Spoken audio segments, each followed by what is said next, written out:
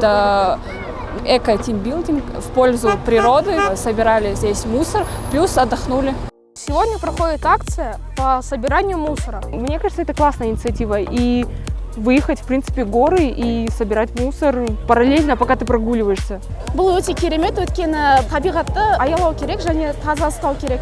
Мы собрали, получается, все остатки костров, разобрали, все камни поубирали, везде все расчистили, везде все убрали, и отдыхающим также сказали, чтобы они не мусорили. Они прямо подключились к нам, вместе с нами собирали и спрашивали, с какой мы компанией. Мы гордо говорили, что мы с Каспий-KZ. Каспийдің идеясы өте ұнайды, осылай әрі қарай жалғастыра берейік.